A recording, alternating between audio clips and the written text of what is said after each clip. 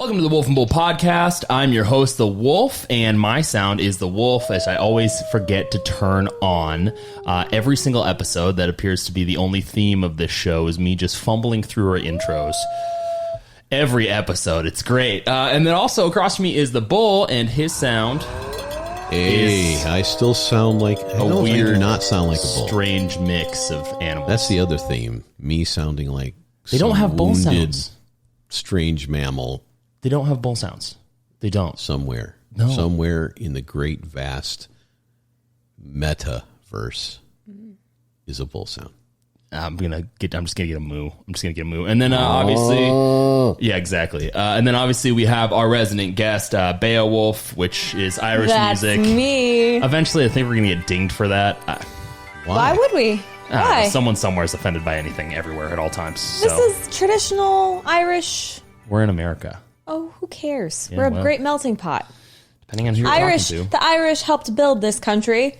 Did they not? Yeah, we potato famineed our way to success. Was that an attempt at an Irish accent that was totally... Oh, no, I didn't actually. I wasn't even trying. I thought you were going Did I have for a that. moment? Yeah, you did. A little bit of a moment. And just before we even get started on the episode, I'm sure people watching and listeners not watching, because they're listening and not watching, have noticed, you should be watching, that we have changed some things. Everyone give a quick cheer for the walls, for the sign. Yeah, we got kids cheering. Yay. Kids cheering. Wow. Ka-chow. Yeah. Wow. Wow. That was Ciao. Owen Wilson. Wow. I was going to say. Wow. And just a quick reminder for our listeners and for people watching, this is now actually the reminder. If you like what you hear, you like what you see, if you like what we're talking about, go ahead and make sure to give us a follow on Instagram. Give us a 5-star review on Spotify, Apple Podcasts, or any major listening platform. Also, if you are watching, how dare you not subscribe? We are a small independent team of coffee owners. we source organically made coffee. Organically owned coffee from the store. Yeah, which, by the way, what were you talking about the other day? You said, what does that even mean? We saw a commercial and they said something like holistically founded coffee beans. Oh, yes. Holistically founded? Ethically sourced. What does that mean? Well, As it can mean opposed to what? it's a vast array of things. It's definitely a marketing gimmick, and I think there is some credence to it. Like, we don't pick up slaves from third world countries and tell them to pick our coffee beans for, $1 a year. Okay, well, before we hope get that's not it. well, before we get too far down that very dangerous rabbit hole, I'm just saying, this- you don't want to have that coffee. Well, Wouldn't you rather have a coffee where someone was... We wait till the beans ripen and fall into the basket. No. Yeah, Ethically exactly. sourced usually means, okay, so it was done with environmentally sustainable practices, plus whoever was helped to manufacture or harvest were usually paid a fair wage for wherever they are. Well, this show is ethically sourced, and we ethically source our coffee beans. So go ahead and give us a subscribe on YouTube, and help our podcast grow, our show grow. I don't believe this is ethically sourced because you're treating the bull very poorly with that noise. With that opening Yes, that's right. roar of a deer? I'm not sure what it is. that? It's something wounded in the distance. It's a bull moose. A bull moose. That's what that is. It's a bull moose. Interesting. A wounded bull moose. that I is think Very that is lonely bull moose. I That is a do mating think call of a bull moose. Exactly. that we should address the elephant in the room here before we get started. We have a sign? For real. We have a sign.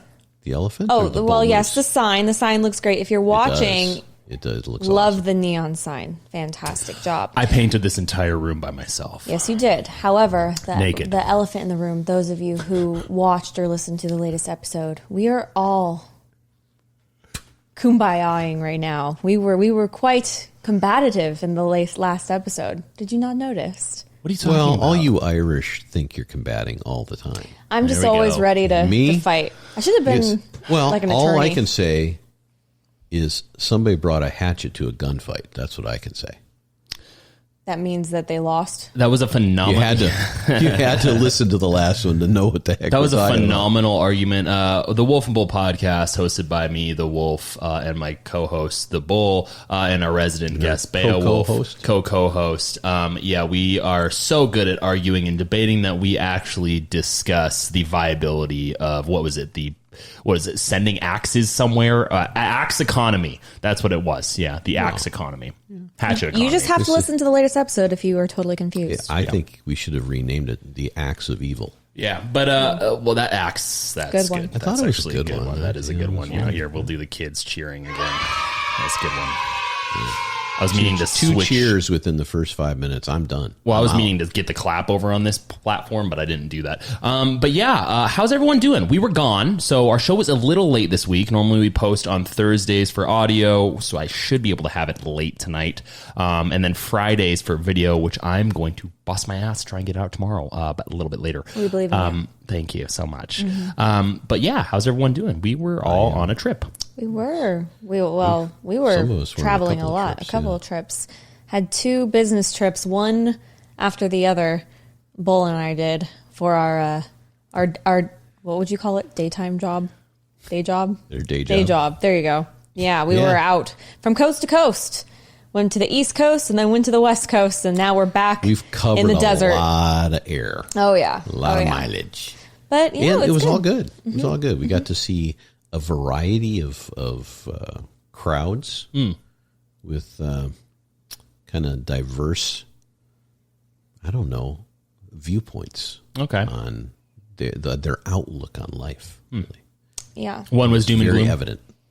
One was definitely doom and gloom, and a lot of stuff I understand. I mean, you know, there is the realist in all of us, is there not? Maybe we'll talk about that a little bit. Today, Well, right? you know, just and there's just the optimist in all of to us. piggyback off what you're saying, we went to 2 separate conferences, and there was a distinct culture of each conference that was starkly different at each, I think, at least in my personal opinion. But yeah, it's interesting to see, you know, how certain attitudes can really make a difference. Well, the thing that interested me about both is that they weren't on the extreme distant from each other as far as perspectives and things. They were distinct for sure, but they all had the same, I don't know, imperative behind them. And that's to try to move the audience in the direction they decided was most important, in either an optimistic direction or a realistic direction, depending on your point of view. And it was a pull and prod. It's the ultimate of using positives and negatives for the same goal. And it'd be really interesting to kind of dive into the effectiveness of each of those when you're trying to draw on people's emotions. It felt like one was about, you know, goals and dreams or whatever, just getting to wherever you want to go, as in the taking a leap of not really faith, but just, you know, taking a risk. And while the other one was survival mode. Well, it's almost like there's a risk analysis going on in both, right?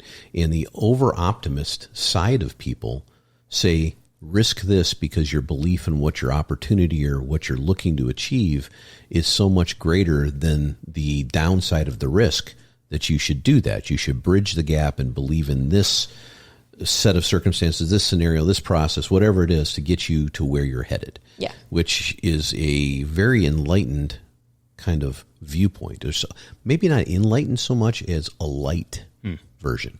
And then conversely, the other side was, okay, if you want to survive the onslaught of circumstances that come crashing in on business leaders in particular, in the regulations and all the things involved with circumstances beyond your control, then you must defend against it, and you must take a dark viewpoint of it to put up a shield, if you will. Well, on that note and that fourth segue, I'm going to jump into the monologue quick. Distract the audience. Oh, we're distracting? Hi, I'm your friendly neighbor. I didn't see you there. I'm the wolf. And I'm here to tell you about our new and improved paradigm that everyone should be a part of. It's called cynicism, and it's all the rage. Are you tired of feeling good?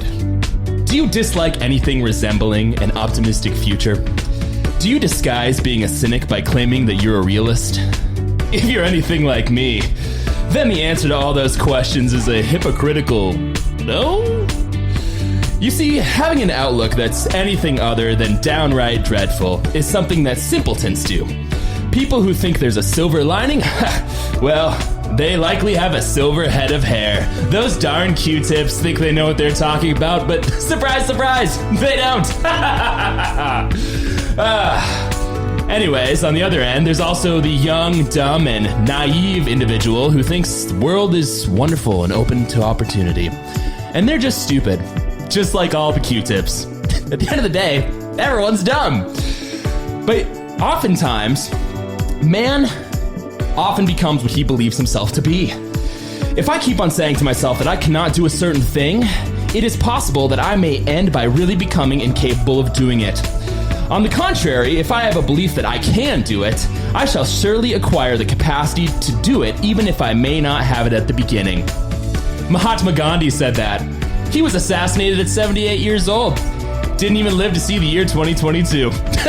What a moron. If you're tired of people who are obviously not as intelligent, funny, or awesome as you, giving you silly advice like work hard or be a good person, then you should order a case of cynicism today. Whether you think it's the end of the world or the end of democracy, you're likely right. And that's why we're talking about the Enlightenment principles. That was wonderfully done. That was a Good fever sir. dream of psychotic energy. Is what I that felt was. like I was somewhere between like a motivational, I'm still like grooving. I'm still grooving to the music. yeah, like an affirmation wake up call Yeah. and like Love Island intro. Well, I was trying to decide between songs to choose, and I had this one too. Hi.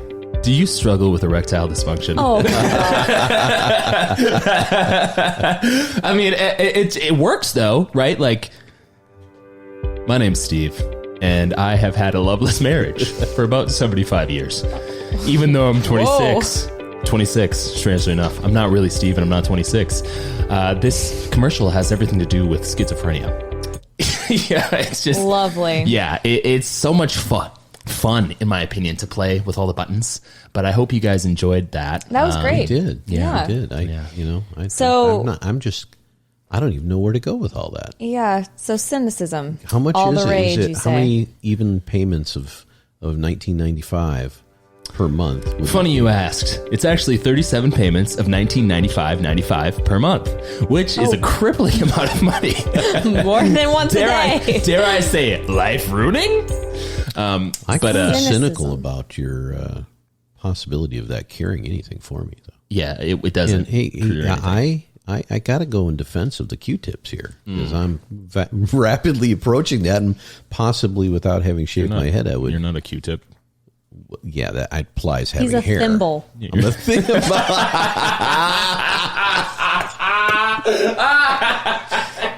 Wow.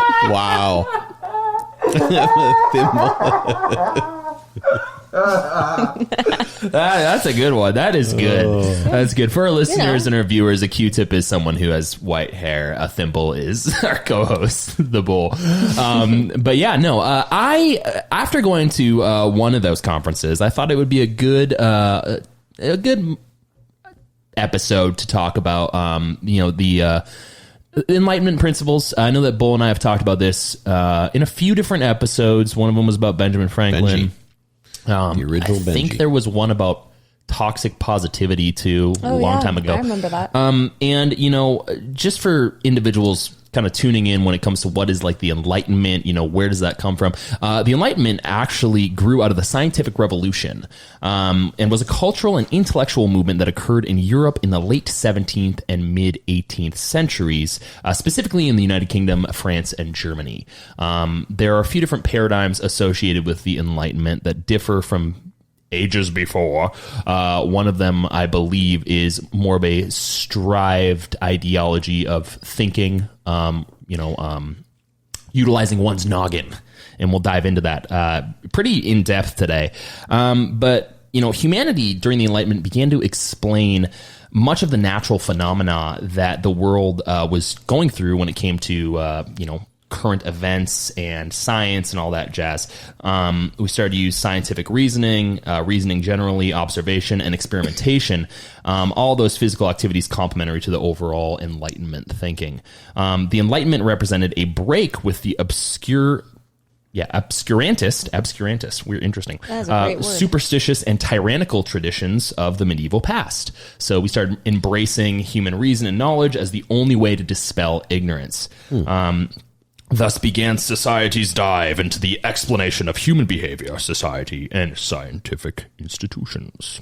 I became a weird history buff there. Well, it's interesting to me because the term Enlightenment itself is, I'm not sure of the derivation, of the original derivation of that, but, it came shortly after the quote-unquote Dark Ages, right?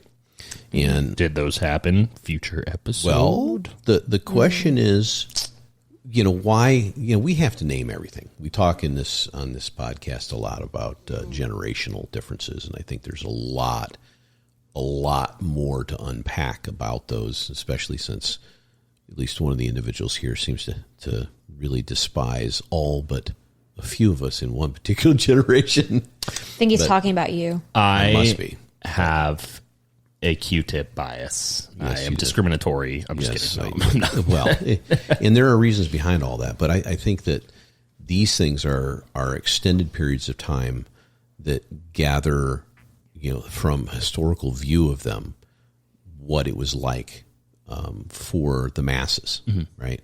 And the Dark Ages, there's a lot of overtones or undertones, or actually, I think overtones is the right way to put it, because everything was overridden by special doctrine, right? So everything had to be done a certain way, and if you thought outside that box, this is aside from all the plague stuff that was happening. I'm talking about the nature of the powerful toward the rest of us, right?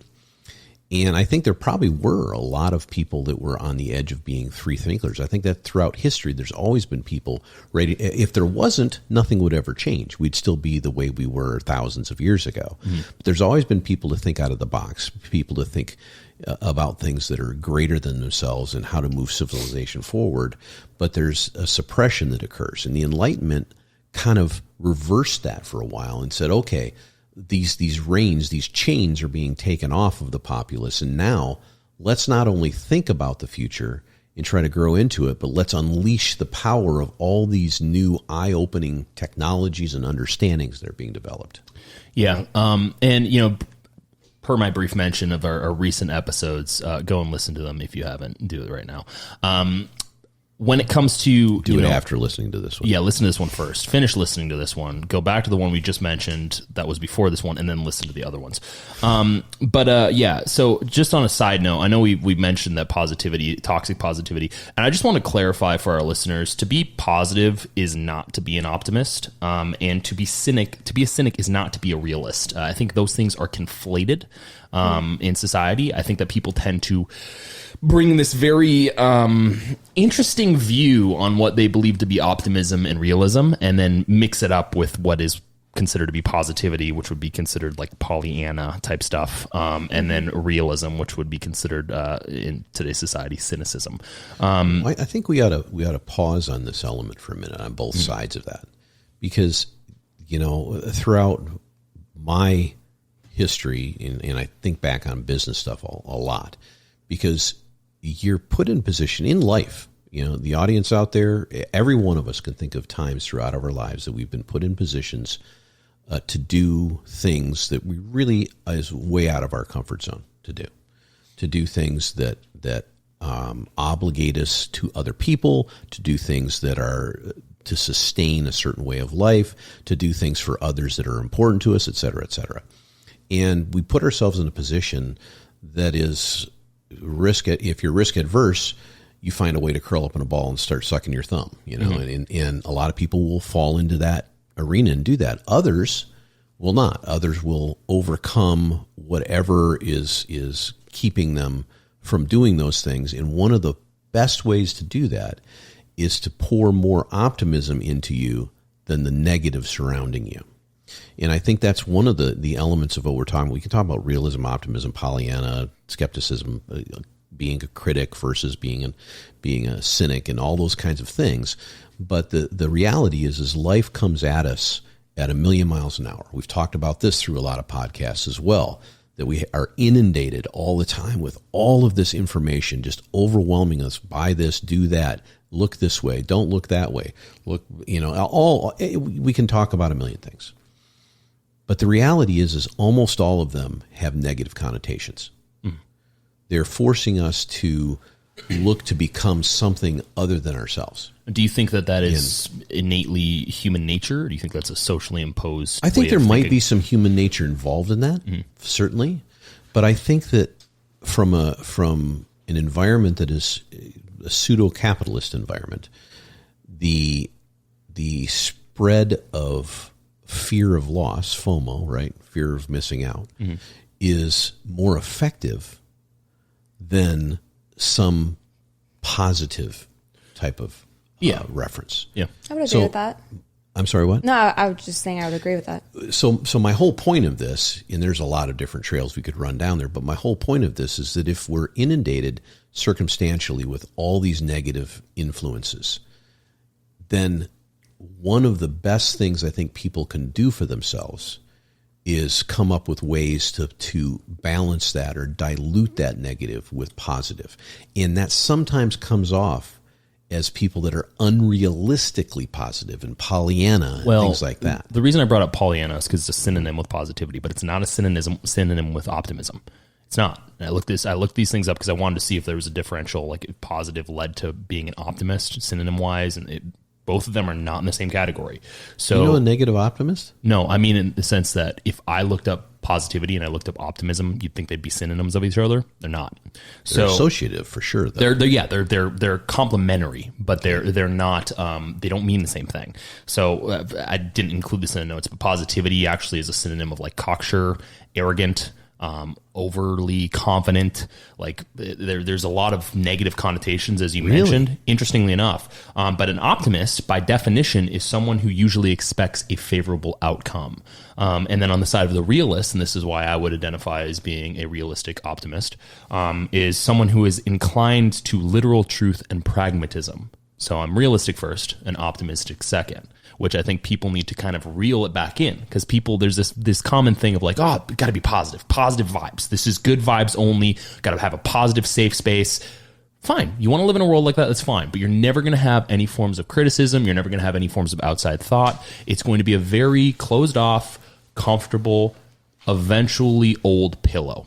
Well, wouldn't you, so if you're somebody who, like an unrealistic optimist, right? Like everything's great, everything's fine. Well, that's not an optimist though, you know? Well, right. But what I'm saying is like, wouldn't a better way to be looking at it be, okay, so something did not go favorably or not in my favor. But if you're someone who looks at that and says, but I can react to this in a way, and there's a reason that I can make this favorable, as in this didn't happen, but now I can turn my direction and figure out a way to make that favorable. That's looking for the silver lining as well. Right. Or understanding that sometimes things are completely out of your control. And I think that's what optimism lies with. I think there needs to be a controlled measure, because if you're overly optimist, which is an overtly optimist person would be considered in some ways naive, a Pollyanna, right? Just like an overtly realistic person, according to social standards, might be considered a cynic at the worst extent. So my thing, the reason I differentiate this for our listeners and our viewers is because Enlightenment principles, they tie into these things. And the society we live in today is actually a stem of that type of ideology, taken to, in a lot of ways, it's logical and in some ways illogical extreme. Properly controlled optimism can actually trend into healthy idealism. Optimists can become visionaries, transcendentalists, and dreamers. I tend to think that these things are complementary as opposed to one in the same. So it's almost like a stepping stone. So someone who chooses to be an optimist can become a visionary, can have transcendental, I don't know why that word's hard for me today, ideas. They can dream about things. But if it's taken to the logical extreme, then they think something is absolute for them. It's an absolute. Does that make sense? Like an absolute version. So this, a lot of what we're talking about comes down to something we've reiterated over time in a lot of different podcasts. Is the emotional versus logical kind of contrast that occurs. And everybody that's ever listened to me talk knows I try to gauge things on a logical manner. Yeah. And I often get upset with myself over that because I see people that go into higher levels of whatever industry or whatever thing they're trying to do because they take a more emotional, aggressive tact at that. And then I think about the scientific nature behind this, and you can go down and talk about working out, for instance. In what is there's positive things that occur physiologically when you work out. Endorphins are released, things like it's in virtually the same thing happens when you're surrounded or inundated by an overly positive atmosphere.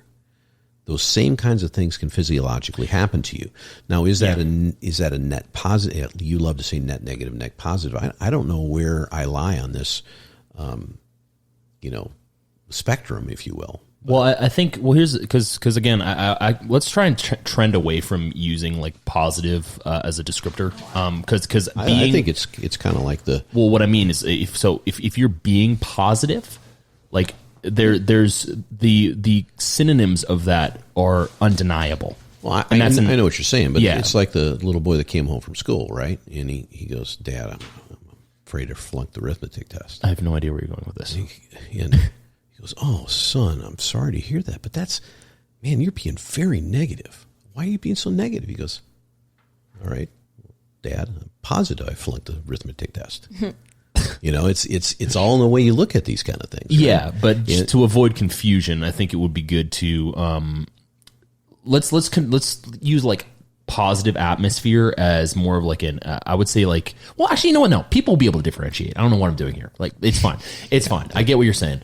And I think that the listeners and viewers know as well.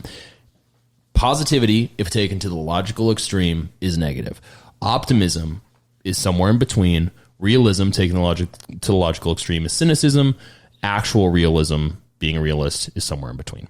So there's a window. Now, got flashcards I can use? Yeah, exactly. Now, properly controlled realists actually are considered rationalists.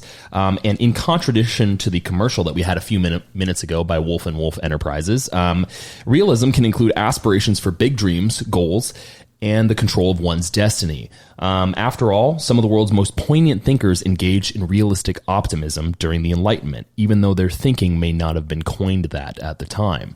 So when it comes to people like Immanuel Kant, Voltaire, John Locke, which all we'll talk about in a few minutes, they all engaged in a realistic understanding of things. Now, granted, at that time, prior to the Enlightenment, there was a lot of authoritarian type of ideology. There was a lot of hyper-religious ideology, and I'm going to connotate and differentiate between those things because I don't think, specifically on the theological side of things, I don't think all of that's negative.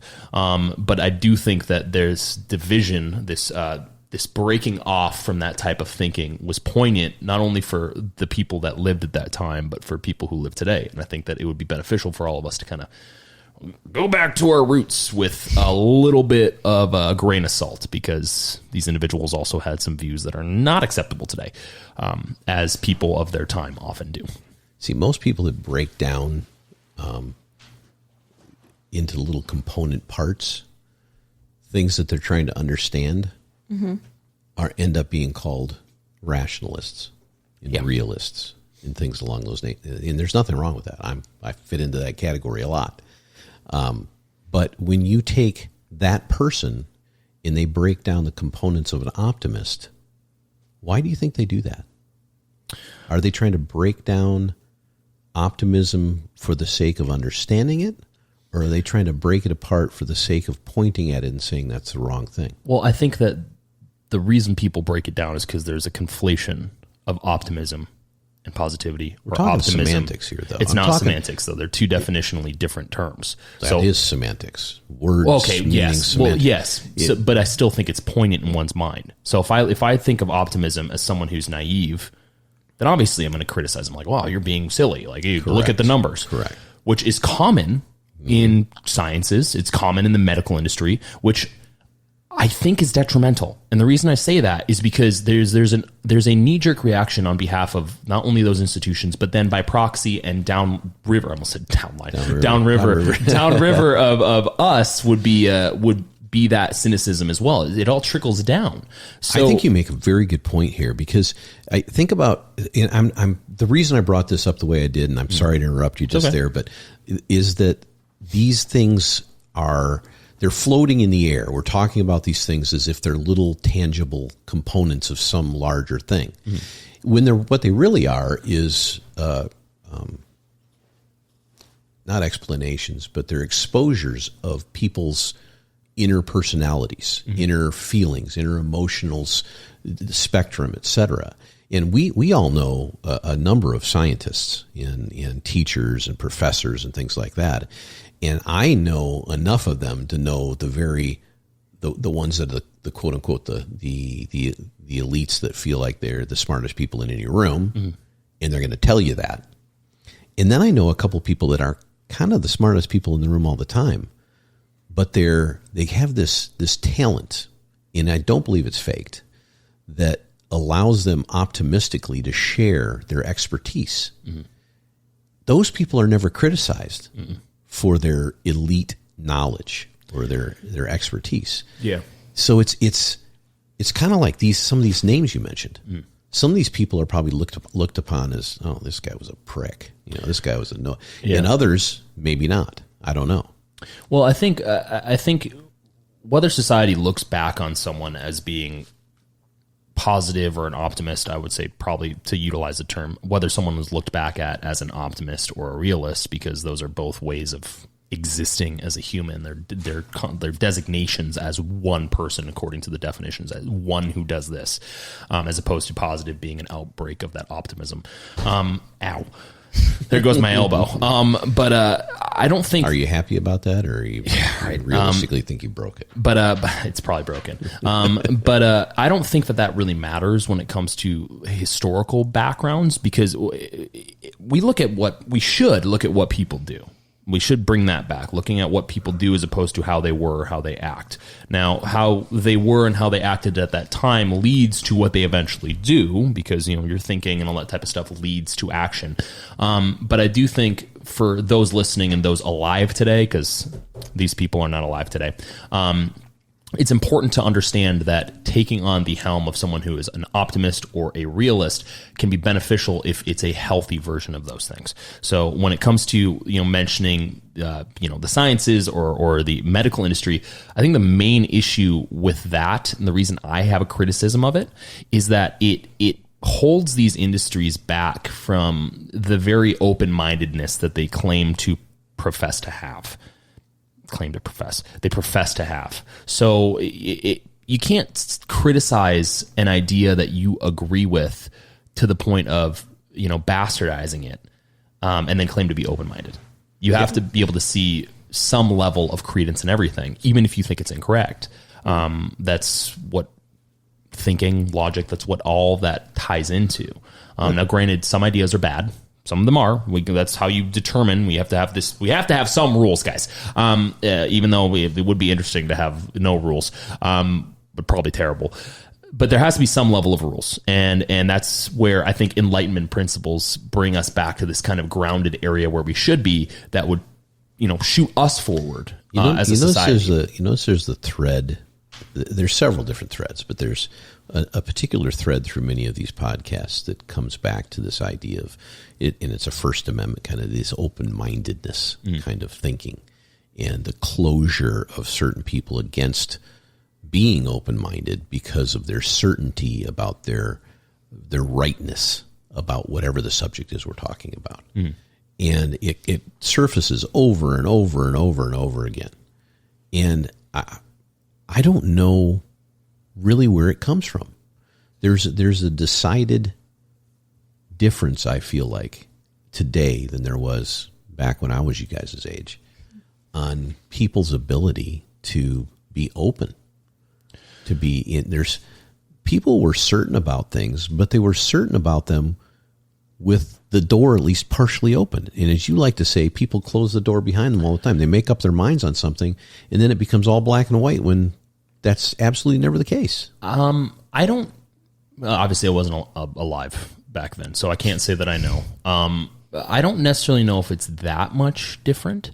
I think the and we've talked about this in almost every episode now because it's just a common theme of existence. I think information, overload of information, and how fast we get information drowns out people's ability to actually be open to things. It takes time to think. It takes time to process. Like, I also think social media is like the new diary, right? Yeah. So everything that people maybe used to write in a journal that they'd keep on their bedside table that no one ever read except themselves, if they even read it back again, is now just broadcast the second. Like, you know, if you're someone who uses Twitter regularly and you have a thought about something, the whole point of Twitter is to write it down and send it out, and it'll always be there. You know, most things are archived these days too, so if someone really wants to find something, they can find it. And I think that's I think that's why it seems so starkly different from what you were talking about. You make an interesting point there when you talk about writing things down, when you talk about a diary. Mm-hmm. And now everything has to be out there in the ether so quickly that there's usually a lot less thought involved with that. When you had to write something down, you had to piece it together. You had to think about it. You had to understand it. I remember when I was young, when I was a kid, I used to get out legal yellow paper with real small legal lines on it, and I would write everything out, even though I knew how to type. Of course, I had to type on a... You don't even know what I'm talking about when I do that. Typewriter. Right? Yeah, exactly. I had to put it on, put it into stone. Exactly. Well, oh, shalt not. Yeah. But you went to the Bible and I went to Gandalf. I was going to say you read. Sorry, J.R. I'm watching the Rings show. Yeah, good for you. Overproduced Amazon extraordinaire. Yeah. Everything's pretty, but the story's like a stale bread. Well, have you ever read anything like Marcel Proust or some of those people from 150 years ago, 200 years ago, and the way, I mean, the good ones. I mean, not the. What are the bad ones? Yeah, what are the bad ones? I should say, because I've got some very old books and articles and things from 1850s, 1860s, and I've got a couple of them that are like straight out of these little pamphlets. And they were written specifically in pamphlets to the point you're making. They were written specifically for an audience that does not have the desire to read a 400-page novel, right? They were written... Are you saying that you have the Declaration of Independence? Well, we have to get out some lemons and squeeze them properly with some heat applied. Well, to what you're saying, I think that there are like amazing writers out there and people who summarize things beautifully or concise. Mm-hmm. However, I also think we live in a world that, with social media in particular, or like the most popular social media app on the planet right now, it rewards you with an algorithm for hot takes, and you go viral. Anyone can go viral on some hot take. Forget the social media part of it. I'm talking about the understanding part of it. What's the famous thing you would use if you didn't want to get a textbook? What? Or another? What would you buy if you're in university? Forget Google for a minute. If you like a newspaper. No, Spark Notes, right? So yes. in because it's a summary, it's a quick summary of something that you want to learn. And nowadays, your generation and the younger generations, they want to learn a lot. Unlike your notes, you dive into this stuff in depth, which is great. I think you're it's looking sound to learn. bites. You have to keep attention. Sound bites get as much information. It's the time of headlines, I think. Well, here's the thing: is before sound bites, there were quotes, right? So you have someone who's a prominent thinker, a philosopher, and they'd say something, and people would write it down and be like, "Oh my God, let's think about that." And we still use quotes. Well, we use quotes now, but the quotes are not as thought about, because you said we want to learn. I agree, but I don't think we want to learn in the same way. I think that's kind of my plagiarized point. now. Well, it's not about plagiarism. I think it more or less comes down to the fact that there was a point in time, at least when I was a kid, and I still have this because I am a nerd, where I like to read. I like reading things. I like actually holding the book, reading through the pages, and sometimes going back depending on what I'm reading. Like maybe you are a baby boomer. Into the Universe, Stephen Hawking made me. I read a page like Kindle 3 times guy? in a row. No, I hate that. Like I like touching the book, smelling the book, rubbing the book on my body, sleeping next to the book, maybe taking the book out to dinner. breaking up with a book, Looks saying like I have to it's be me, worried not about you, book. some books. Sorry, book. It's me, not you. We're done. Don't call me anymore, book. But like, there's points like where I want that, but I don't necessarily know if the generation that I'm a part of or the generation after us has that. Did you ever They just leave the do. book and stop texting it? No, I would take photos of the book as it slept. Well, I mean, yeah. it's pockets, right? It's all perception. There's like a huge community called, again, Book Talk. Yeah, it's on but- TikTok. They're all about the books. Yeah, but it's book talk. So the question is, how many of those individuals actually pick up a book? Not saying they don't. A lot of them, I'm sure. I'd love to see I that. think if it's they have all numbers, just that'd be cool. perception of what is being promoted in culture. I Maybe. mean, I think people there's still a- read. They still read books. Well, there's a reason why I think places like Barnes and Noble, though, are not doing as well as they used to do. So Well, that's because Amazon's selling all the books. well, how many? Well, here's a question about books. Then we're going to the book thing. We talked about Hatchett's last show, and now we're talking about the book. We're talking about the book economy. That's what the show is about. No, my whole point is I'm not saying that that's not true. I'm not saying like that. Like people hate reading. Like this is not 1930s Germany. Okay, like people like reading.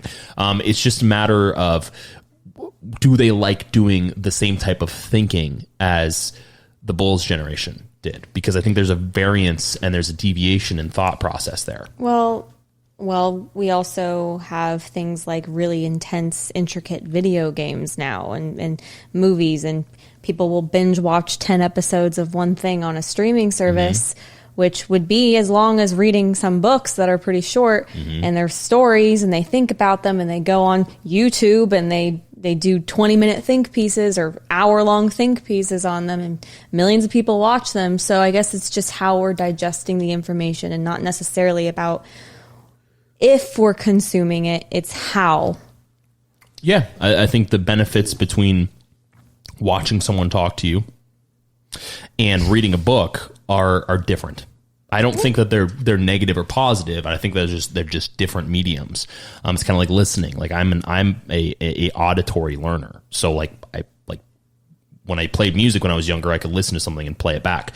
And when it comes to this type of stuff, I like listening to things. Some people are not like that. In fact, the vast majority of society is not like that. So I guess my observation is just merely, I think the mediums are different. I think, to Bull's point, it's probably correct. There's probably a little bit of a deviation in what we determine to be useful type of thought or useful type of thinking, as opposed to what is today. Because when you say there's a headline doesn't tell you anything.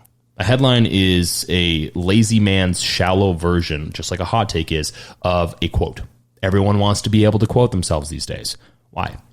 If your hot take is what you're going to be remembered as, that's kind of a Doesn't kind of a bummer, isn't it? Doesn't reading 50 headlines instead of 2 articles give you a broader sense of whatever it is you may not know in depth any of those 50 items, which is the downside of what we're talking about. Yeah. But you have a breadth of information that you know about.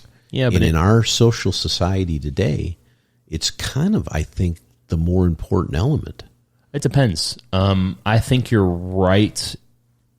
I think you're 85% right there. I think the 15% is the fact that 100% right 60% of the time. well, that's both of us together. I take it down. Like you're 80% right 20% of the time, and I'm wait. You took one of us down there. Wait, I'm 10% right 90% of the time. But I guess my whole thing with that though is that I think that you're correct in the sense that it gives you a broader breadth of, I guess, information, but the information's about that deep.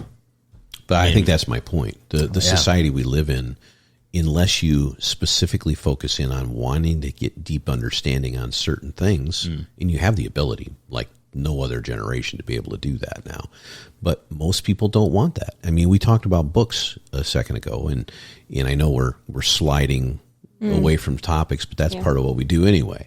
But most people after high school don't read anything. Yeah. And I mean anything. So you have to think about the impact that has on society. If you stop reading after high school and you graduated in 1976, How outdated are you on information? Just like if you stopped reading it after high school in 2011. I mean, I'm not just saying. How much are they reading on like Reddit or Twitter? But perusing is not like reading. Like here's the thing: you'll go on Twitter, you'll go on Reddit, and then you'll switch tabs. You go to Instagram and look at a photo or a video, and then you'll switch back.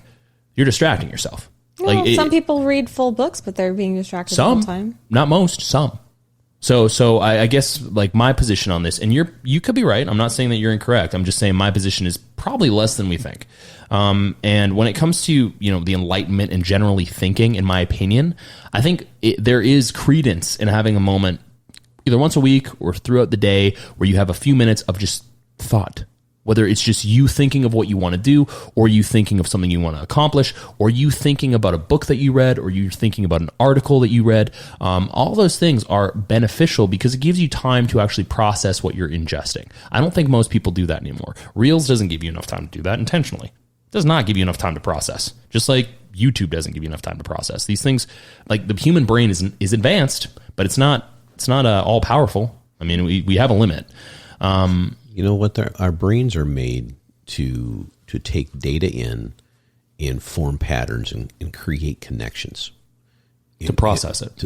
Yes. So if you have one bit of information coming into you for a few seconds that's showing, a new pair of pants, new shoes, whatever, and then you have another one that's talking about the history of the United States, and another one that's talking about some political thing in Europe, and another one so you get this like we talked about, this breadth of information that gives you some security that at least something about what's going on at all times. So what ends up happening with these algorithms is instead of doing that, they start to focus in on what you pause on, right?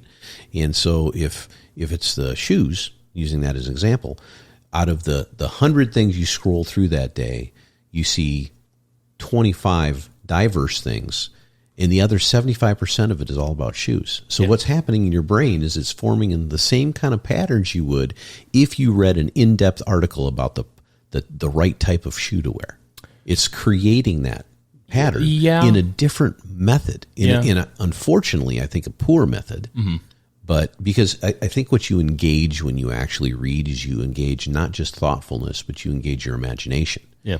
And you engage your ability to actually understand instead of just hear. Well, and self-talk, inner voice type stuff. All that kind of stuff. Which is, as far as I understand, beneficial. I mean, it's beneficial for you to do that. I guess the best way I can think about it, at least when it comes to, on this final thing on this segue kind of off-topic, it's kind of like when we were on the East Coast and we went to the soft drink place. They have the polar bears. There was an area where we went to their factory. Santa Claus was there. There's an area where they had a bunch of scents, and you'd smell all these things. And just like if you're in a perfume store or if you're in a candy shop and you smell everything, eventually all the smells get conflated together into one giant smell of smells. That's why they have you smell coffee, to break that up. So when it comes to, I can't snap again. When it comes to, thinking, and when it comes to taking time to, have, alone time with your thoughts or to read a book or stuff like that, I think that is almost a version of coffee away from the nonsense that goes on. And I don't think people do that enough. So back to the track of this particular episode, that self-talk, that thinking, that evolving your emotions and your imagination, everything, is that better to do that on a realistic or an optimistic? I don't think they're mutually exclusive. I think they can go hand in hand. That's where my hiccup is. That's kind of like when I'm talking to someone about science and theology, and there seems to be this deviation. They can both coexist. They're not contradictory. Like, yes, there are some things on both areas where it's like, and we'll talk about this later on. There's something that if I had told you this 20 years ago, you would have laughed at me. That came out just last week, specifically in the science area. But I think it's indicative of a bunch of different categories. Like for some reason, I don't know what this is. I don't know if it's just human nature and people struggling to be able to separate their own emotional bias from actual subjects of thought. But these things are not all mutually exclusive. There's been plenty of scientists who had a strong religious faith faith, just like there's been plenty of religious individuals who have a strong scientific basis. These things can exist at the same time, just like a realist and an optimist can exist at the same time, but they are utilized at different periods. So if I'm, for example, in a sinking car and I don't open the door, if I'm sitting in the car and I think everything's gonna be fine and I don't do anything to get out of the car, then I'm an idiot. Right? Mm-hmm. So if I can't get out of the car. Now, if I can get out of the car, then I'm being realistic. This is a bad situation. I need to get out of the vehicle because it's sinking and I will drown. So it's the same type of thinking. They're not mutually exclusive. They are if you open the complementary. door before you take a breath, you're in real trouble. Yes, that is true. But yeah, back to the topic. I think before we jump into the Enlightenment just a little bit, I think we should talk about the prominent Enlightenment thinkers. Now, they were philosophers that lived roughly from 1680s to the 1820s that attempted to improve human society through reasoning. By applying reasoning. They contributed alternative ways of organizing government and society with ideas of the social contract.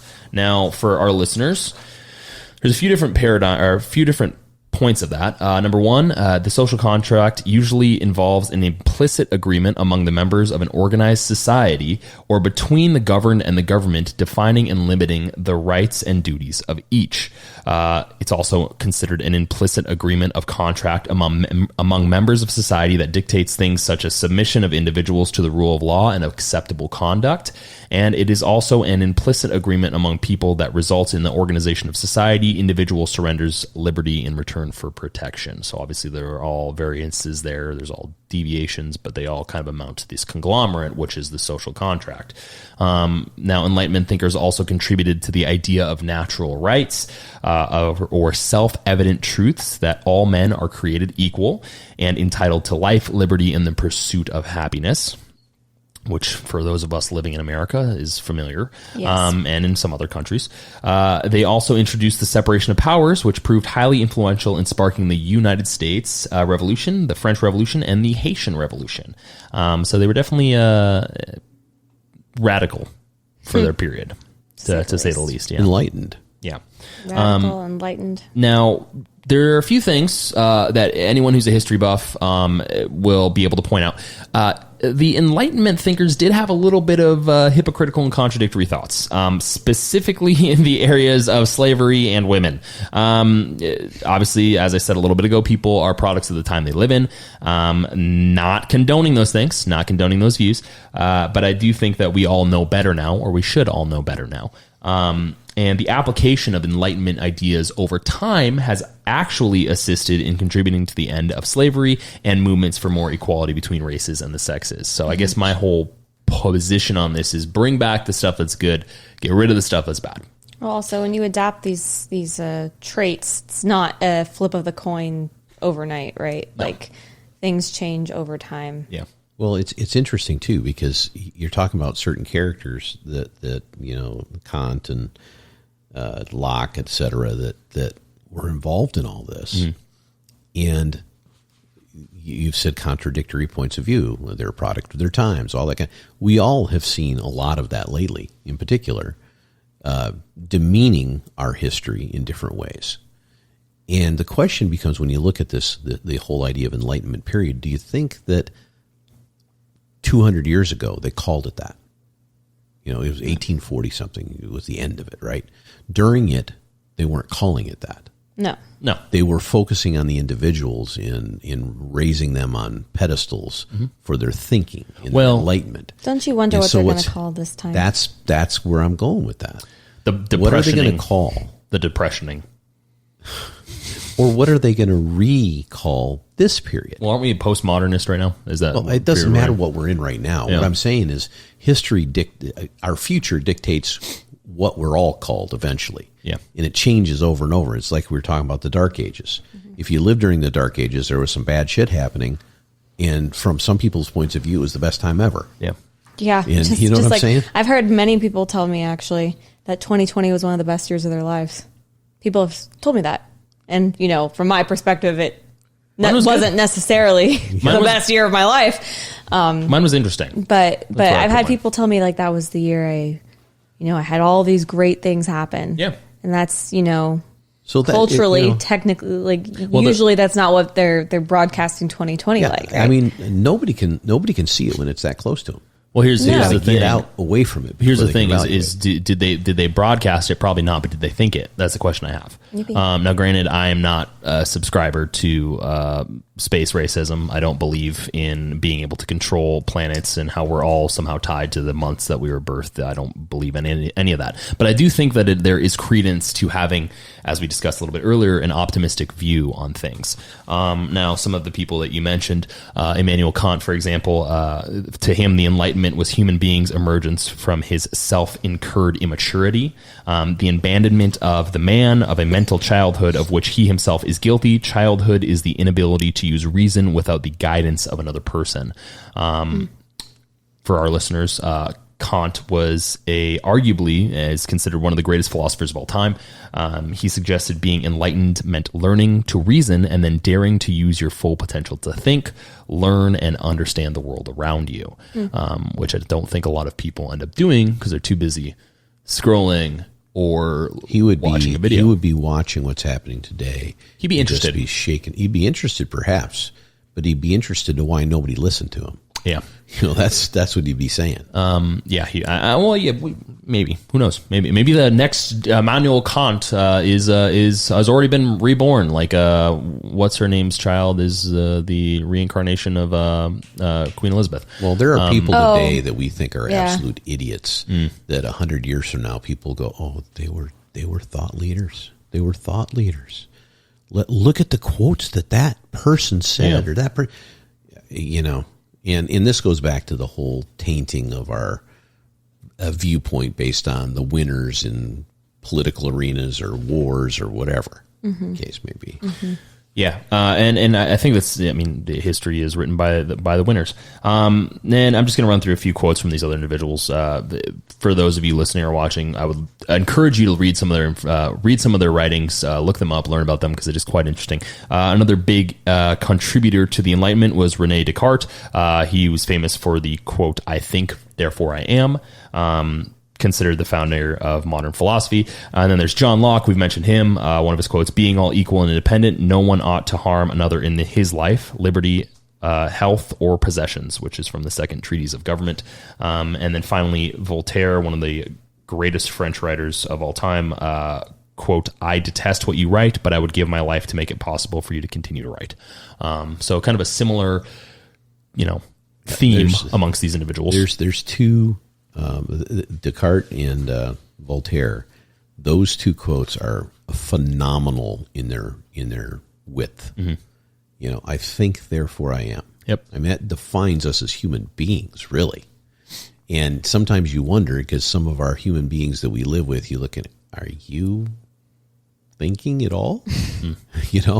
And that's not meant to disparage anyone. It's just that there is something broader about being alive and being human than just going along and being pushed and prodded by the tides of circumstance. Yeah. Instead, think that you will be. Well, they're basically making an argument against divine intervention in a lot of ways, which that's why I think a lot of people who are very rooted in theology look at the Enlightenment as a negative. In a lot of ways, there was a lot of deviation. I keep using that word, but I guess I'm going to use it throughout this episode, from the religious ideology into a scientific. There was a huge growth in secularism. Yeah. So it was, I don't think it was necessarily bad. Now, I understand the argument, and we'll talk about it briefly, but I do think it is important to really paint out the fundamentals of the Enlightenment period so we kind of collectively understand what it actually meant, because so far we've kind of talked about a very broad spectrum of it, but there are very specific ideals that I think are important that we haven't tapped into at least enough currently as a society.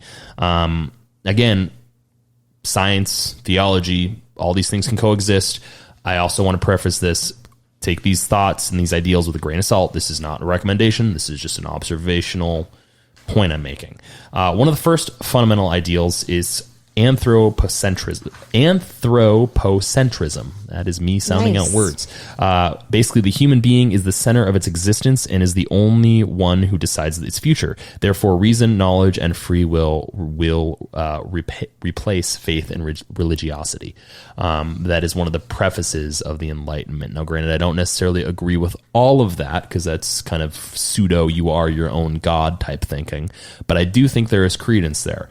If you do think that you are the master of your destiny to some degree, you can make decisions to actually move yourself in certain areas. That does not mean that you control everything around you. That does not mean that you control the universe as a all-powerful being would. What it does mean, though, is that you can take into consideration how you operate. You can self-reflect. You can change your ways of thought, and you can actually adapt and become a different person.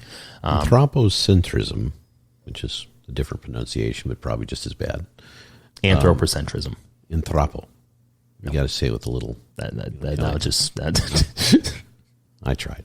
Anyway, my point I was going to make is I think your definition of that as someone that's in control of their own life versus not their own God is actually wrong. And you didn't use the term God, but you said the center of their universe. That's exactly what they're saying. Mm-hmm. They're saying their existence is entirely based on them being at the center of everything twirling around them in the world. Main character energy. Which by the way, you're the main character in that.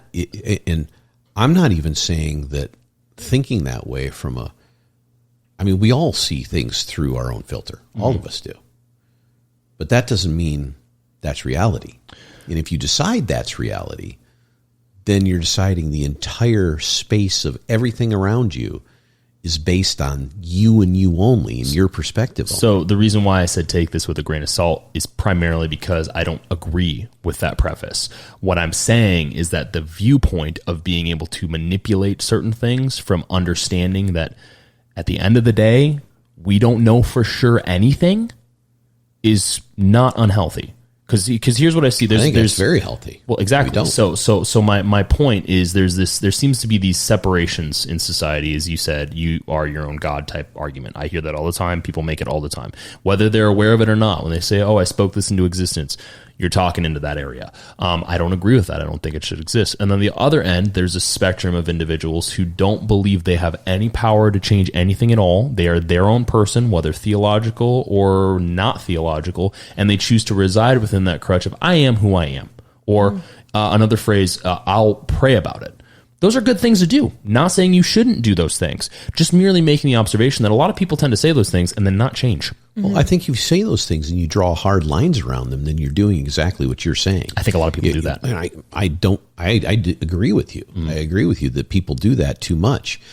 I think what you can control are the things that are under your control. Yeah. And that's the mistake people make. Yeah.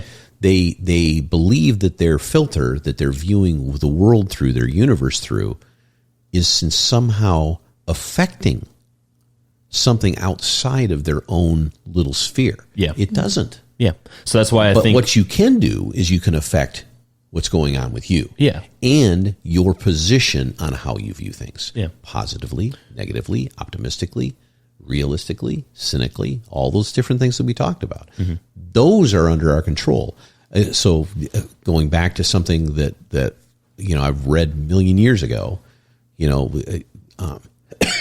excuse me, if you have the ability to think positive about something, it's going to help you with whatever that something is better than thinking negative about it. Not that you're right or wrong, not that it's not going to hurt you or it's going to help you. It's just the better way of trying to get to where you're going to get. Yeah. You see what I'm saying? No, I agree with you. That's why I think that this anthropocentrism, or as I would like to say, anthropersidajasonism, which is probably where we are, I think that there's credence there. I don't think it's an absolute truth. So I think there's a lot of interesting flagellation going on there. There was also rationalism as one of the second ideals of the Enlightenment. Sensible experience and human reason were erected as supreme values, speaking of flagellation, so it is not possible to believe what reason does not admit. This motivated anti-clerical or anti-religious feelings and thoughts, such as nihilism, agnosticism, and atheism. So that's where all of that has kind of stemmed from. But on the contrary, it also meant a rejection of human passions and everything irrational or emotional to the individual. Now, granted, I don't think that the anti-aspect of religious narrative there or nihilism is good. I think that that's just a product of the situation, just like with anthropocentrism, the side product would be like, I am my own God type thinking. I think we should reject that type of thinking. I think that is proven to be false, but also I think it's also a extreme of that type of thinking. Just like someone who is an extreme optimist would be positive or cocksure or arrogant. Very, very famous writer created one of his central characters using specifically rationalism to define that character. Spock. There you go. You know right where I started watching all the Star episodes. Trek. Yeah. You were watching Star Trek? No, I wasn't. And who was the writer? Don't know. I just know Gene Roddenberry. The first season only had 3 seasons. The first show only had 3 seasons. Yeah. And where you were. It's like an icon still. Right? Yeah. Obviously, we've mentioned this before, but idealism, it broke out in the Enlightenment like a plague.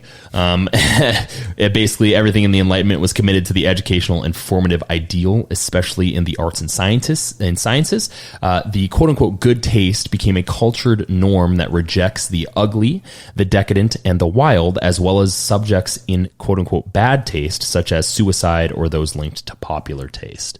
So a little bit confusing there, but basically idealism is an expression of specific views that one has that are kind of prone to be more of a positive, impactful type of way of thinking of things. It sounds to me like they put a definition around different objectification of people and places and things, and said this is Venus de Milo is our objectified view of the ideal female form. Yeah. Okay. And everything that fits that is idealistic, and everything that is aside from that is somehow lesser. Yeah. And the negative is that lesser aspect, which I think a lot of people struggle with. At the same time, I don't necessarily think that having a view of something that is incorrect fundamentally as me seeing it as incorrect is a bad thing. I think that we need to have these understandings that some things are just not good, and not because the people associated are not good, but because that thing is detrimental. It's like it's like extreme usage of paraphernalia of drugs, like extreme usage of drugs. Like if someone just starts drinking rat poison, probably not something good for them. Probably not good for the people around them. Now, granted, I'm sure there's tons of arguments out there of people who utilize drugs recreationally and says, well, that's not what I mean. And I agree. I think that obviously there is some level of usage that can be done. This is not what we're talking about, but my point is still being made. Is there needs to be measure your rat poison. There perfectly. Needs to be lines, and we keep doing this. Like we keep just expanding lines the envelope. Are always pushed and prodded. But we're going to a point where this goes back to our last episode. We could move that discussion into this one in almost any of them, because we use that. We call it an Overton window. We can call it a million different things, but we use that sliding scale, that Venn diagram, however you want to define it, in every single thing we do. And we mold and move that acceptable spot, that acceptable window, in every generation, in every year, in every science, in every religion. That's we go from simple to complex as human beings. And the only thing that ever seems to stop us is some kind of apocalyptic event. Yeah. To reset everything. And that's what I'm afraid we're running after. Well, let's save that for another episode because that's a whole nother conversation, which we're working on. The tangents are getting deeper. I thought about that after I almost OD'd on poison. You've had too many tangelos today. Then finally, the fourth ideal is universalism. The Enlightenment was a movement inspired by the three maxims of the French Revolution: liberty, equality, and fraternity, according to which all humans would be identical and deserve the same rights. This equalizing principle supposes a certain degree of cosmopolitanism and universalism based on an objectifying and generalizing conception of culture and societies. This paradoxically meant imposing the Greco-Roman last on any type of human imagination.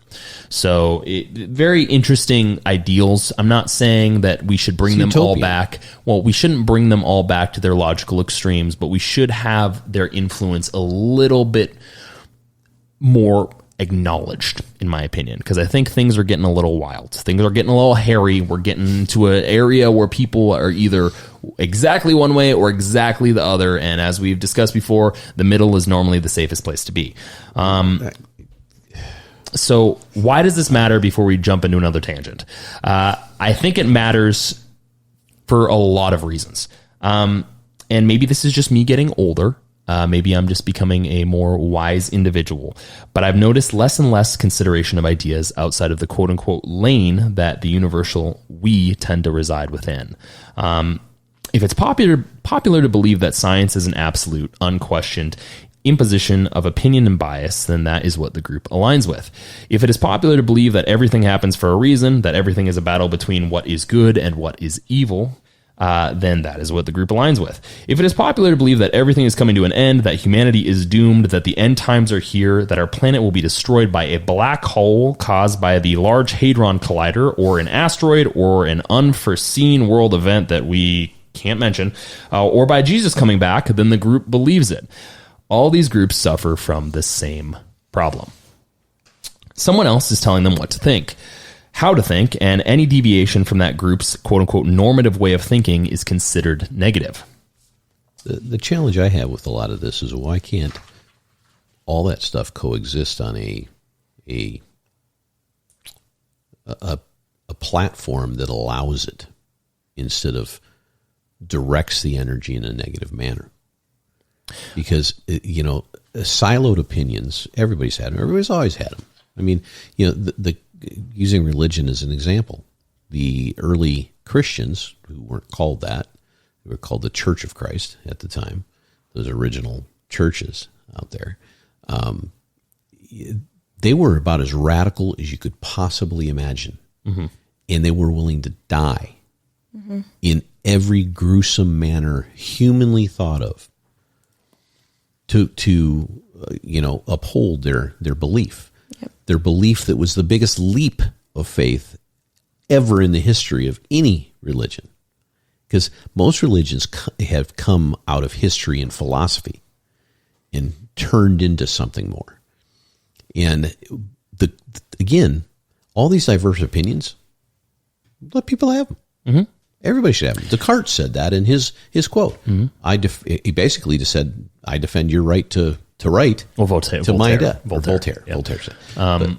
Well, no, and I agree. I think that's why I think pointing that out is poignant, because if I can deviate from our group's form of thought, then we're in a free society. Mm-hmm. If I can sit down with you and I can have a conversation and we're talking about theology and I say, well, I don't agree with that. Why? Until the point where you say, I don't know. That's what it is. And that should be allowed. I don't think that that's allowed anywhere today. And I don't mean it in the sense of some group coming down, and even though to some degree there is in social media, some group coming down and forcing and imposing ideals on people. I mean it in the sense of just general groupthink. Like, if I sit down with someone and I listen to someone on a bully pulpit, whether they're on a stage talking about theology or they're at a TED Talk talking about how they have 14 different, tools down there, I can't disagree with them, then that's a problem. So do you think that's really a group thing, or do you think it's being intentionally done to, herd us I think into the appropriate channels? That was a good bull pun. Thank you. Bull pun. bully pun pit. Bully. But I think it's human nature. I think we've talked about this. I definitely think that. I think in some ways there's a hurting, but I don't think it's to the degree of the extreme that I'm describing. I think that they're in, like, if I walk into a country concert and I wear certain things, I'm not welcome there. Just like if I walk into a riot somewhere that happens to be talking about something that I don't support and I don't support conformity here is what you're talking about. Which is groupthink, which eventually goes to group shift. Yeah. So I think the problem is those things only originate because people aren't thinking. They get in a group and I'm just going to do what the group says. Well, but if you're in that group intentionally, and your intent is not to be controversial within that group, then you're going there specific. The country music thing is a perfect friend. You're intentionally going there to participate. Yeah. So why would you not participate at the level that allows you to get the full experience? But I don't think being a part of a group's utilizing maybe just a generalized group, because I think that's a very specific example. I don't think being a part of a group automatically equates to conformity of thought. No, which it does. I think it does not. What happens today? But we had this discussion last time where you have a city and it turns into all these smaller groups that relate up to this city, and they're all part of the same city. We're talking about the same thing again here. Similar, but I think the problem that I guess I'm getting at through multiple episodes is if I sit down with you and we have a disagreement, which we do all the time. We do all the time. We're still friends. We're still family. At the end of the day, we can coexist. The problem right now is there seems to be a monolith of thought. And I've noticed this groupthink culture and group shift culture, specifically in corporate America, by the way, which that's what I'm asking, though. Is that really natural? I do think it's natural. Predilection is natural. Well, I think the predilection's natural, and then it's cultivated through high school, it's cultivated through middle school, elementary school, all the way up through college. I think we're being herded. We're being herded into directions on purpose. Yeah. Yes and yeah. I don't really know. do. Well, here's the thing: is that I think that trends, obviously, on the topic of conspiracies, that trends way into conspiracy. No, I'm not. I think it does. I know you're not trying to. I'm not even saying it's because of some nefarious world-beating agenda. I'm not even saying that. I'm part saying of the social contract. Maybe is that what you're getting at? Maybe, but it's also part of how do you, in our society, in when you have these big monolithic, whatever you want to say about Facebook, whatever you want to say about Apple and Disney and all these, you know what they actually are? They're governments. They're basically these large, especially Disney, prolific, powerful entities that dictate in a push-down method amongst their associative groups, amongst the people they own, amongst the people they employ, all those kinds of things. That's what they are. They're many forms of these larger things that we point at all the time and yell about all the time. They're just smaller versions of the same, but they're not that small anymore. Their GDP, their revenue is larger than most countries. So to your point, I do think I'll adjust. I think there's a soft herding going on that is getting consistently stronger as time goes on, because those monopolies, which is what they are, they're legal monopolies. We've talked about this in other episodes.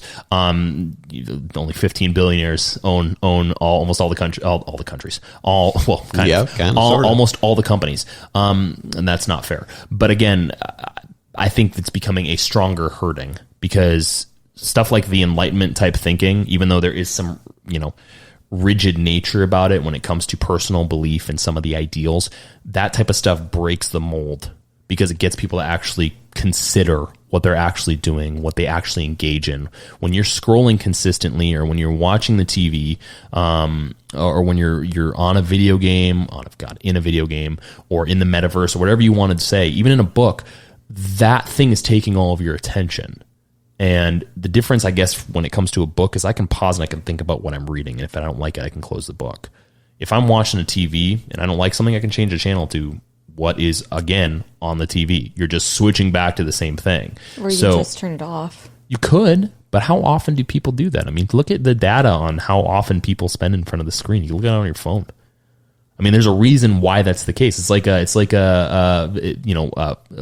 it? It bugs to a light is a terrible descriptor, but it's accurate. I mean, you turn the light off and the bug will fly away, but you turn it back on, it goes back. So then, going back to my point, ask yourself, you guys don't have a bug zapper. We do. But why do we have one? Because you have bugs. Because you're terrible bug killing. Because we know murderer. that bugs are attracted to it. Mm-hmm. Otherwise, it would be something else. Yeah. And so that is what I'm talking about. It's a form of, I'm using the term herd. That's probably not the appropriate term. It's the only term you know. It's okay. When you're bovine. When you're the bull. Yeah. That's the one you think about. But how much trauma is associated with that? Are you okay? Yeah, we don't want to get into my trauma. Gotcha. Okay. Too much trauma is... Should dive into the creation. He's a trauma queen.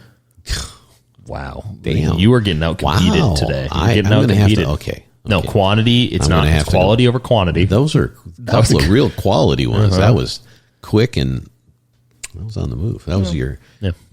Well, we're related, so I'll take credit for part of that. But I don't know. I think there's a level of hurting. I don't know to what degree, and I don't know if there's a nefarious nature. The question is the hurting. See now it's quality over quantity. Yeah, no, that was just it was a valiant effort on your part. That was you brought it down the curve. That's an outlier to that. Well, I'm part of the bell curve. I'm just the bull curve. Yeah. So the damn. Yeah.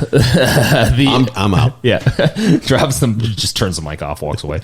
So the Enlightenment relied, as we've said, heavily upon reasoning and logic. Reasoning, for our listeners, is the process of thinking during which an individual is aware of a problem, identifies, evaluates, and decides upon a solution. Reasoning is a stepwise thinking with a purpose or goal in mind. It is highly purposeful, controlled, and selective in its thinking. All of those are tied to, with, you guessed it, generalized thinking. Yay! What happens, though, when thinking is left out of the equation? As a second ago, we were talking about that. I think it has been in a lot of ways. When we decide unilaterally by virtue of whatever group we prescribe to be a part of, and that group states, and whatever that group states must be true, what happens when we just throw our thinking out the window?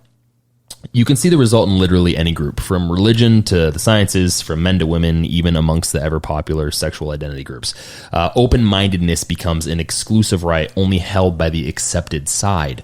I.e. the popular kids, the popular topic, the supposedly correct narrative. When thinking leaves, everyone is subjected to ignorance. And I think that is my big protest and I would think the year. Everybody that you and I would define as in this category of this groupthink or these different identities you're talking about would tell you and really believe that they're open-minded. Well, and that's why factions are a problem.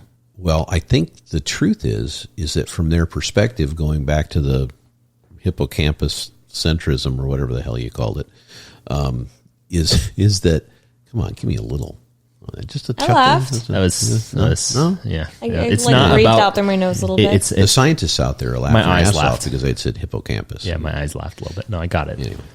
Anyway, what was the hell was I thinking? I don't know. You were focused too much on the pun. Think. You got to go get to the point. The pun is the nice. I was focused on the pun until I got no response. You're focused. This is why I would be terrible on an open mic night. I'd get up there, I'd throw one thing out. You guys hear about airline food? Exactly. No, I think the open-mindedness in these groups is truly what these people believe, but it's narrow. When you and I sit here and talk about open-mindedness, we're talking about these disparate philosophical arguments and whether we should sell an axe to each other. Yeah, but it's the raise baseline to just talk about it. The baseline's fine, but what I'm saying about. is if you're in one of these groups, what they do is they define that group a certain way with certain tenets. And you can be as open-minded as you want if you're within these tenets. You just can't if you go outside of it. Well, that's why I think it's so important. And I think this brings us to a side topic that leads to another side topic that's tied to this, and that is Schrodinger's cat. I cannot say the words today. For those listening and for those watching, Schrodinger's cat is a thought experiment that illustrates the paradox of quantum superposition. In quantum physics, an atom can be excited, i.e. can have electrons in an excited state, making it unstable, and not excited or stable at the same time. Which would be a paradox in thinking, which is why this is a little thought experiment. The atom can also be at two positions at the same time. So superposition of state applies to any quantum particle, and the interesting part about this is that when we say that the atom is measured by us, only one of the two states is observed randomly, either excited or not excited. So if I'm looking at an atom, I can only observe one state that it's in. Now, how we get past that and how we demonstrate superposition is we utilize a specific wave set with proper frequency on the atom, and the atom will begin to alternate progressively between a non-excited and an excited state, which is fascinating to me. It's two things at the same time. Now, this brings me back to Schrodinger's cat. A hypothetical cat may be considered simultaneously both alive and dead as a result of its fate being linked to a random subatomic event that may or may not occur. A cat, a flask of poison, and a radioactive source are placed in a sealed box. If an internal monitor, e.g. a Geiger counter, detects radioactivity, i.e. a single atom decaying, the flask is shattered, releasing the poison, which kills the cat. The Copenhagen interpretation of quantum mechanics implies that after a while, the cat is simultaneously alive and dead. Yet, when one looks in the box, one sees the cat either alive or dead, not both alive and dead. This poses the question of when exactly quantum superposition ends and reality resolves into one possibility or the other.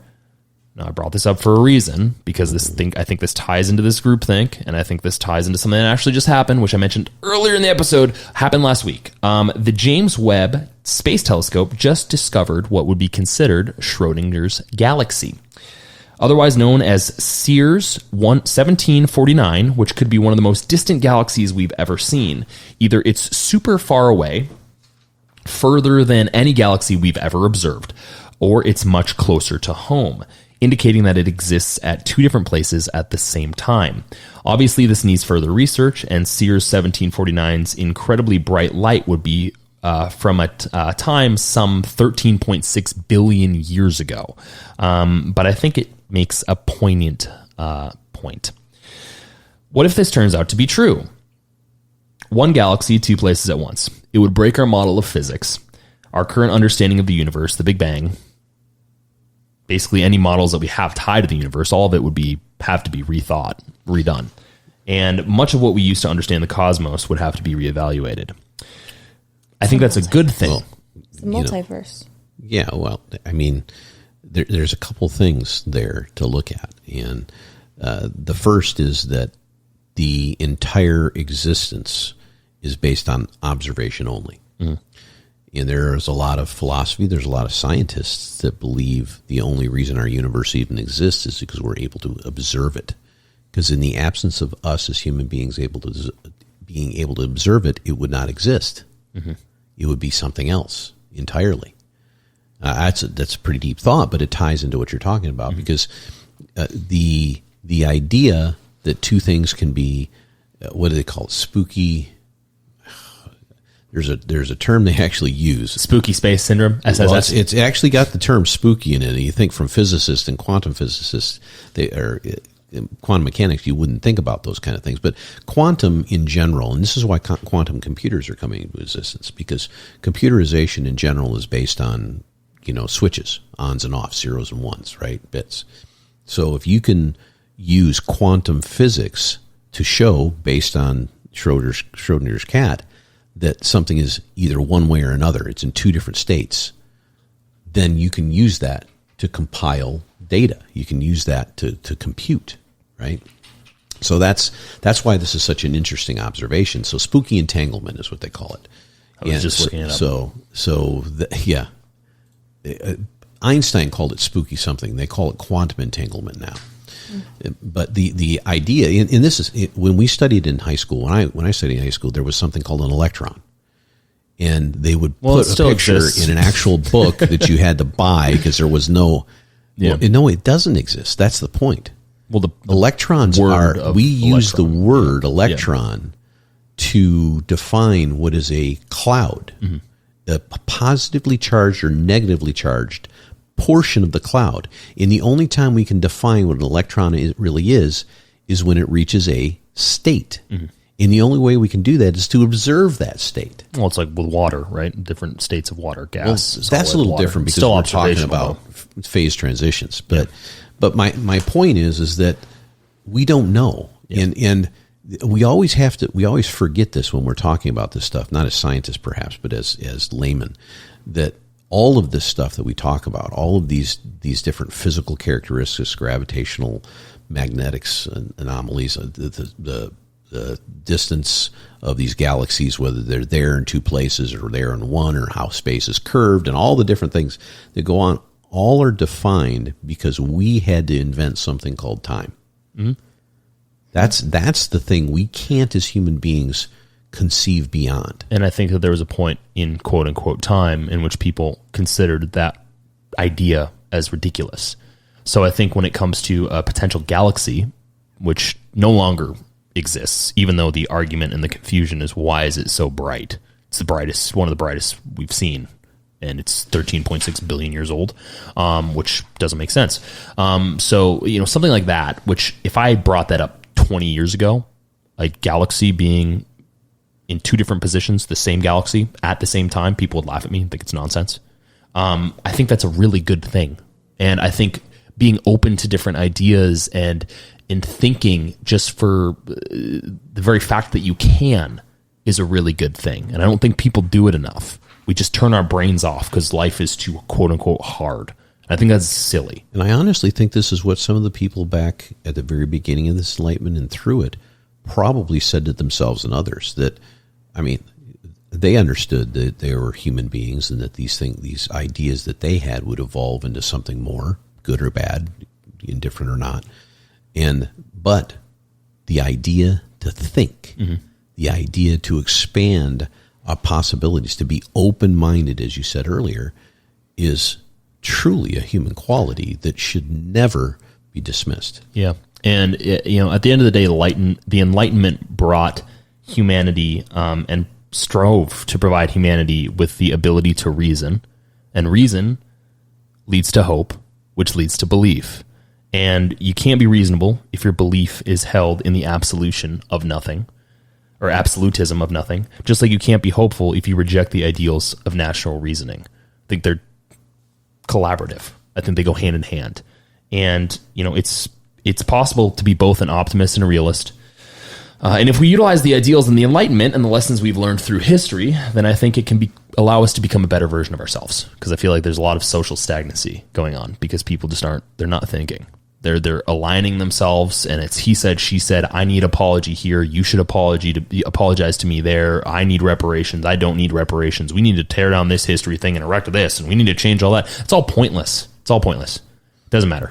I think it's a good exercise for people to back away from the idea of them being central to their world. I also think In that some degrees, too many yeah. people look at optimism as stupidity. They feel stupid. And then when things don't go their way, they say, what's the point? Well, and that's why I think there needs to be a understanding of differences. To be an optimist is to be a state of a human being, just like to be a realist is to be a state of a human being. To be positive is a facet of that optimism. To be cynical can be a negative facet of realism.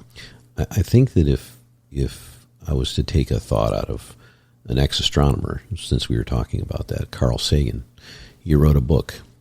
I think it was 70s, I'm not sure.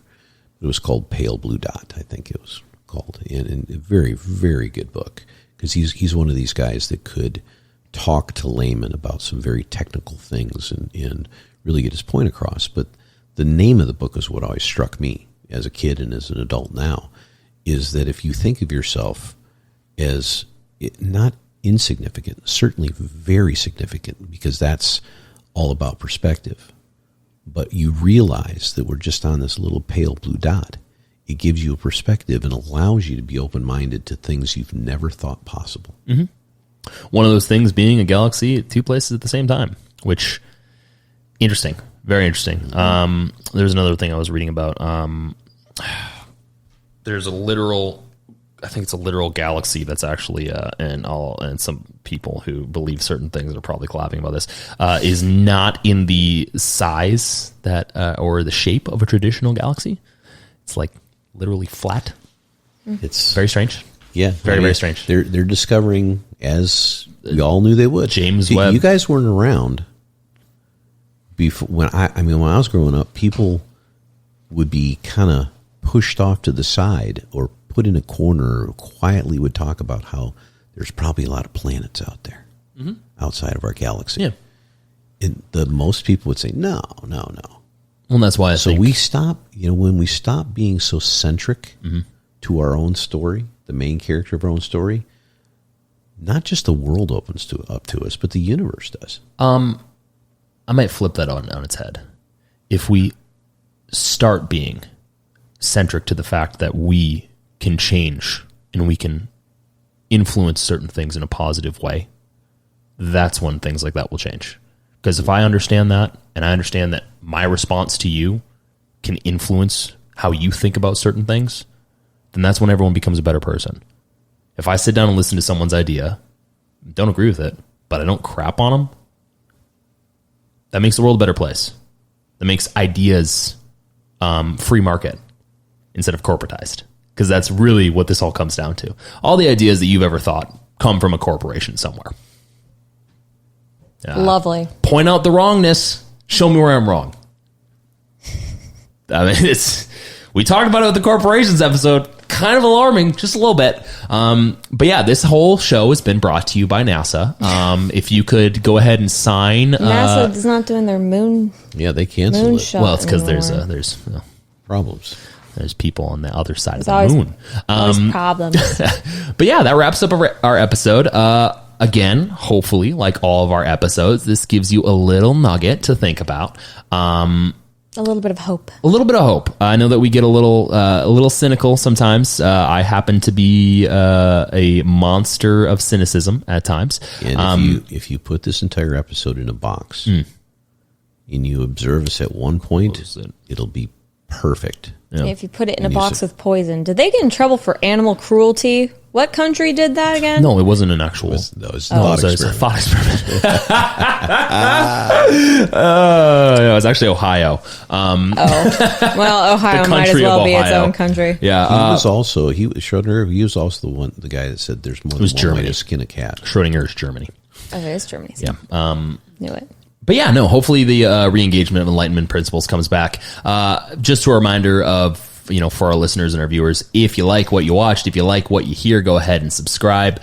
We are a holistically sourced podcast.